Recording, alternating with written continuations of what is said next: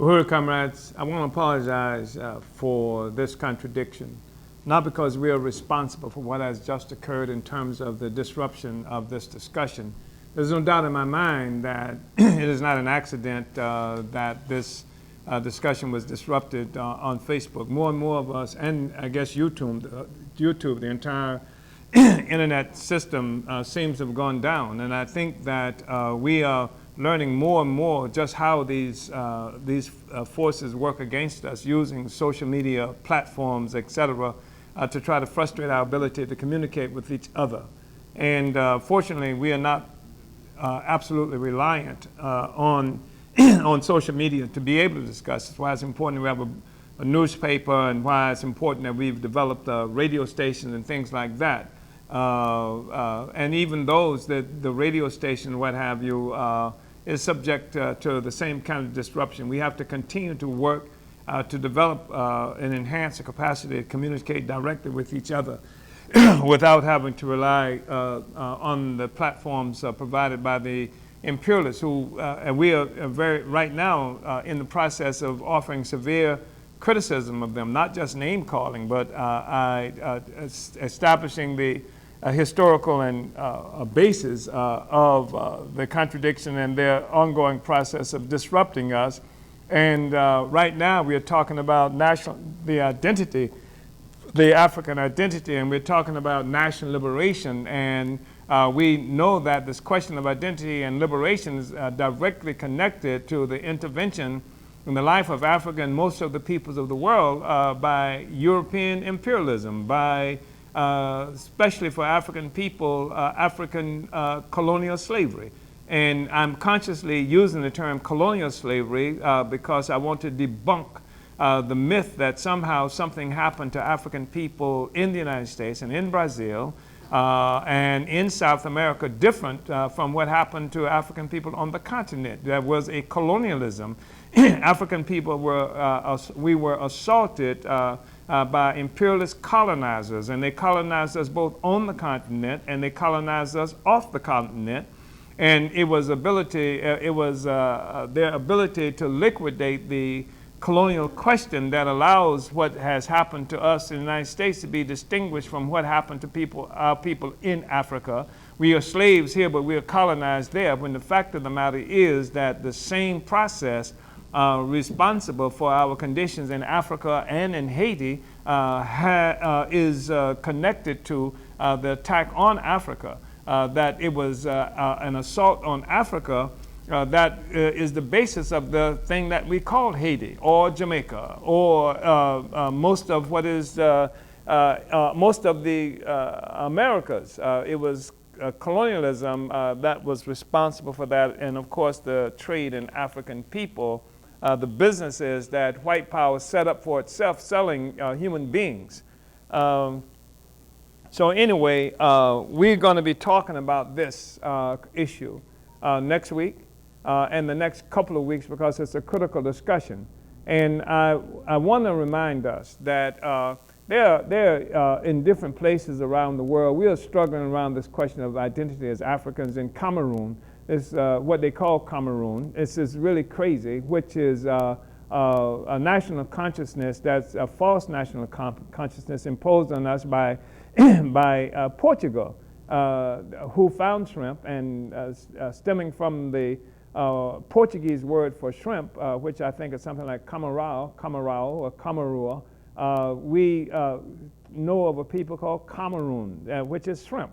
And this crazy, almost insane struggle that's happening in Cameroon now, because one sector of Cameroon was our people were colonized by the French, and another part we were colonized by the British, and so there's a war happening, a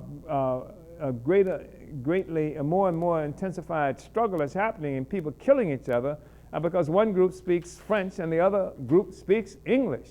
And this is a practical consequence of this false national consciousness that has been imposed on us by European powers. And I think about how if we accept these definitions, in the United States there's some group that calls itself Autos, American descendants of slaves.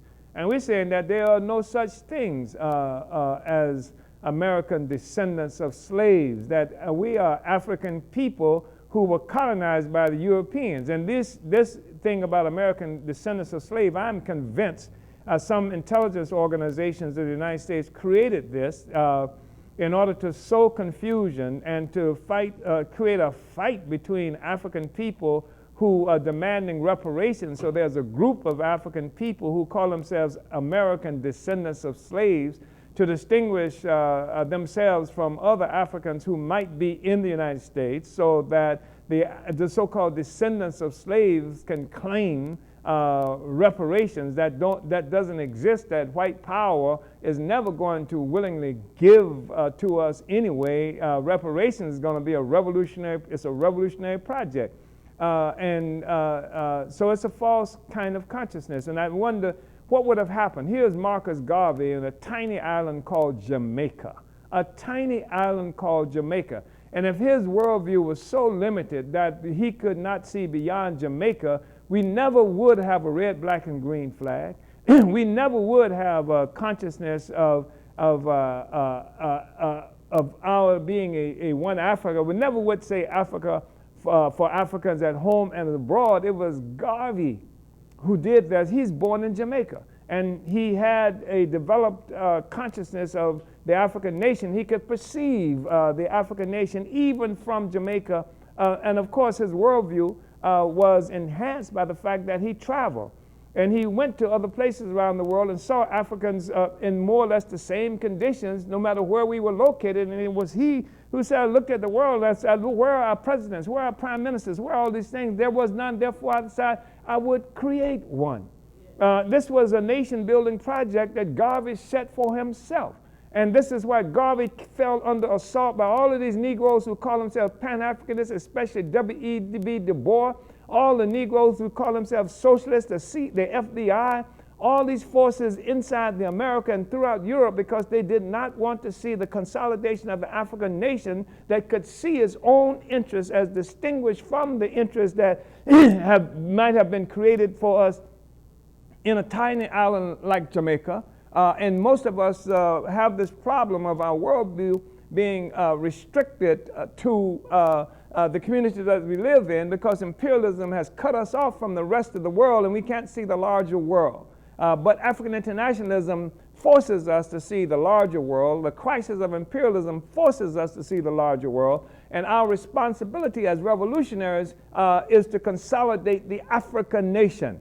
That this process of winning our liberation requires that. One. Two, in addition to consolidation of the African nation, or along with that, we have to recognize that the dynamic leading force for this consolidation is the African working class. And because since the African working class has no stakes in these borders that separate us from each other anywhere around the world, it's only the African petty bourgeoisie from the African nation. They are part of the African nation, but their interest is tied directly to imperialism. They have a material interest. We talk about how this identity has been conferred on us from the imperialist powers. That's why I was born given the name Waller, which is Irish or British or something to that effect, and I'd never be able to find myself if I looked for Wallers to try to identify myself. That didn't exist in Africa. This was something imposed on me, just like this other consciousness, all these other identities that have come from the imperialists. So we're breaking free from that. That's an absolute necessity for us to break free from that,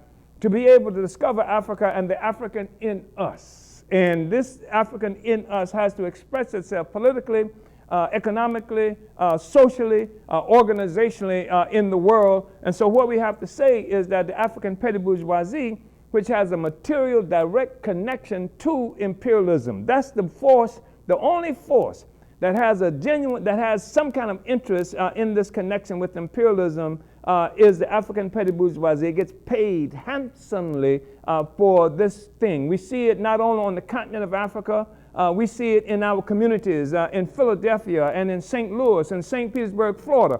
these Negro politicians and office holders who fight to keep the African people fractured and not being able to unite with each other as African people to fight against imperialism, who would fight to keep their own little fiefdoms at the expense of everything else. That's how this stuff works. We are African people, and sometimes some of these forces who do this stuff call themselves black nationalists and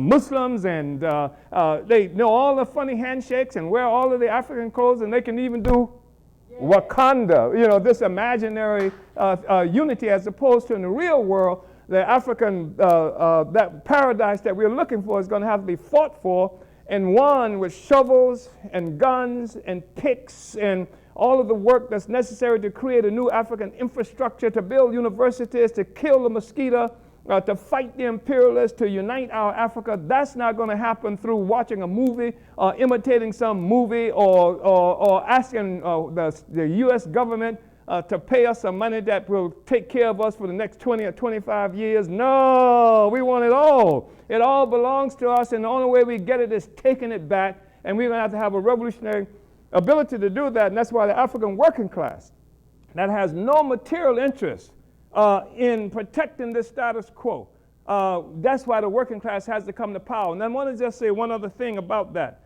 because the African petty bourgeoisie is not prepared to fight for it, not against imperialism.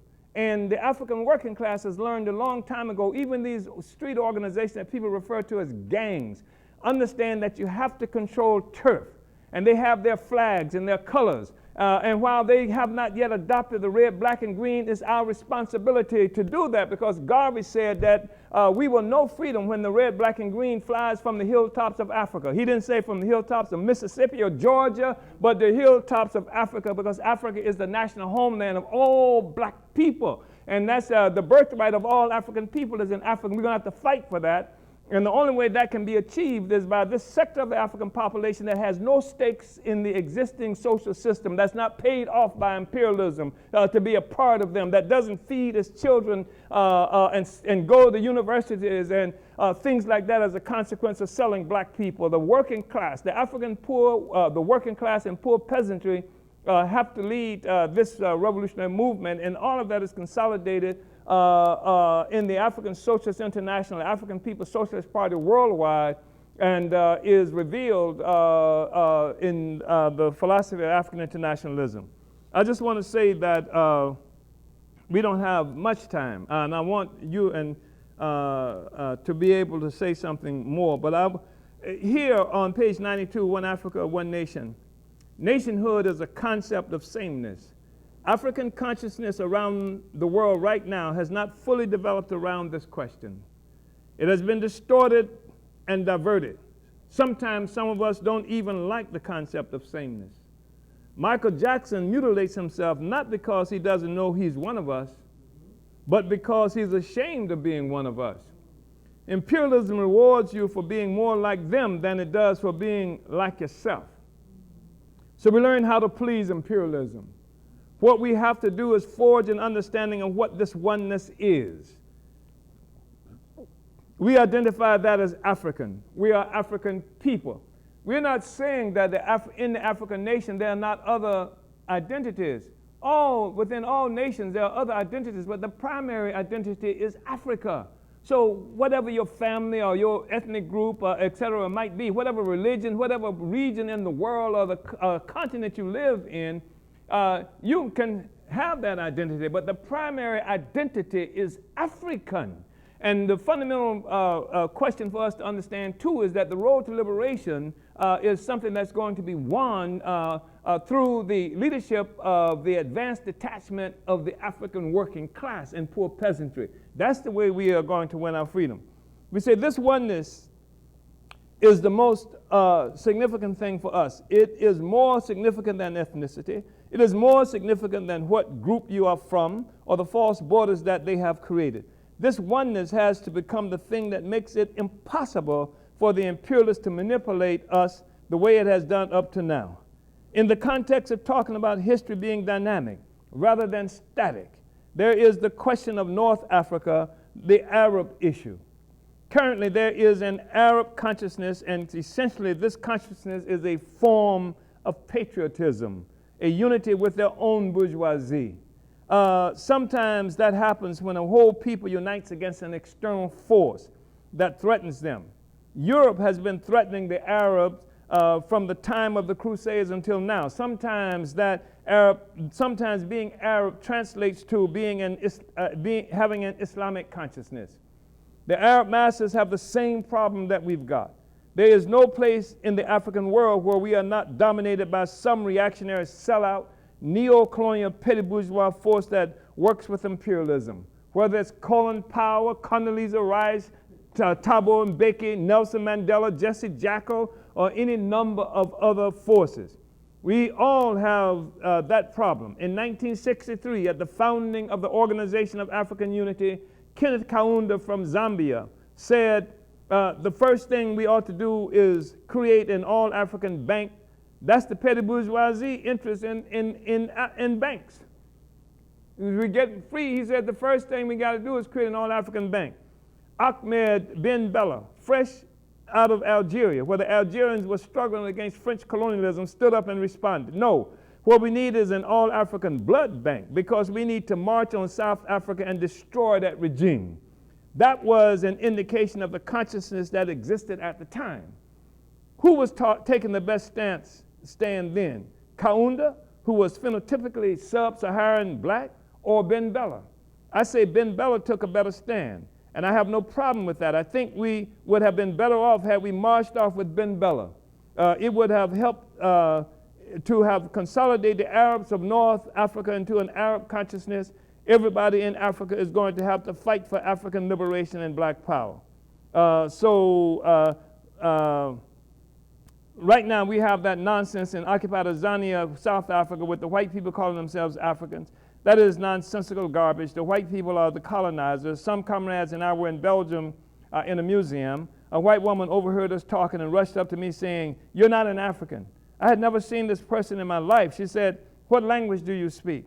"I am an African from Congo." "I speak Lingala," she said. "You're not an African." "I am an African." That's what the white woman told me. But it doesn't work like that. You don't assume an identity like that. She wouldn't want to be an African if Lumumba had succeeded. You understand? By the time this is over, a lot of people are going to want to be Africans. I believe that Michael Jackson is going to try to find his lips. I hope he cryogenically froze his lips someplace so he can rescue them when African people come to power. What we're involved in is a process for the struggle of African nationality. To the extent that our struggles are successful, it also undermines what we know as European nations, Uhuru. So that is kind of sort of the study that we wanted to do on today. And like I said, next week we'll be talking more about the African nation. We'll be going to the political report to the 6th Congress where there was an entire chapter on the national question. And we'll spend a couple of weeks, at least 2 weeks, and perhaps more on that. And Comrade Luese, we're going to move now to a period of some interaction with other people who are online and who are here with us here in St. Louis at Aquaba Hall. But before that, do you need, can you, a couple of minutes, want to say anything to sum up? Uhuru. Yes, we will, Chairman. I just want to say this basically. For example, when the Africans on not just on the continent, around the world, but particularly in the continent, when they watch football matches, for example, they identified with Brazil because Brazil has black people. Yes. And they say, oh, they cheer for Brazil. And I was in a course somewhere many years ago with some white people from Brazil, and Japanese also were in there. And somebody said to all of us, "Oh, are you from Brazil? Oh, that's a third world country." The white man was insane. He was furious. He said, "Brazil is not the third world country," and that really just troubled all of us, from Africa. I think, what? Brazil is not the third world country. It took years, before I understood it, because this is a question of the nation. Basically, this white man was saying he is not an oppressed, he is not a colonized, he's a colonizer. Yes. So Brazil has the white nation free, oppresses everybody, and Africans, the African nation, that's black people in Brazil, oppressed, and indigenous people also part of indigenous nation oppressed. So it was trying to tell us basically, I'm not one of yours, because Yes. Brazil is not a third world country. And this is something our people need to be conscious of. When you see United States, you see a prison of nations, as the chairman puts it. You've got white people, part of the oppressed nation, and the black people as a part of the oppressed nation. So is the indigenous people also part of the oppressed nation. The same in France, the same in Britain.